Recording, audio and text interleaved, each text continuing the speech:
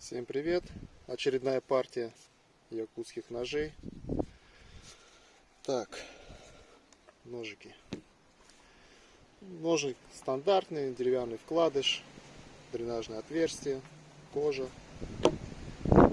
Сам ножик. Сталь N690 без дола. Ветер у нас.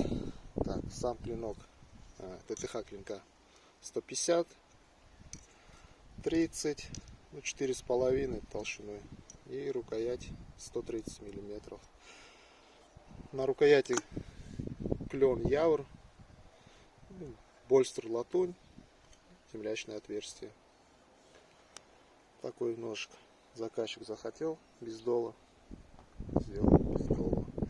Нож поедет в Воткинск, город Воткинск. Так, второй ножик. Ножны все то же самое. Здесь Х12МФ сталь. Это же заказчик еще. Так, длина клинка 145, по ширине он 28, ну, по толщине 4 миллиметра. И рукоять 135 миллиметров. Так, здесь карельская береза на рукояти. Заказчик еще адрес не дал, так что я еще не знаю, куда он поедет. Именно. Так, и третий нож. С долом якут. Здесь N690 сталь.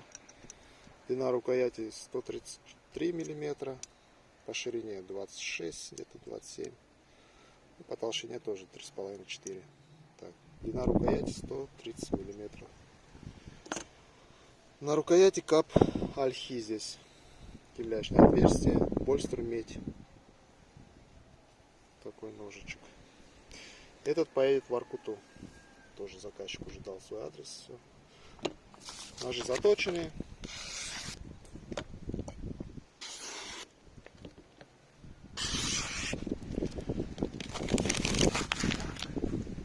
Порезу.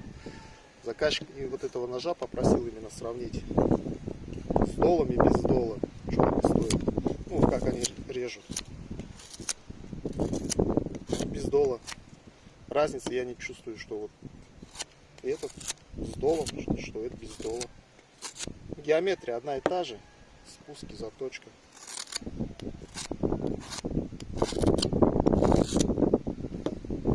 Разницы абсолютно никакой. Единственная разница в весе. Ты прям чувствуется.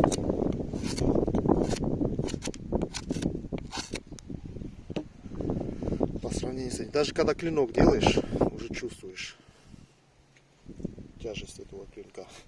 По сравнению с долларом, когда. Вот так все, в принципе. Все, что хотел показать. Всем пока.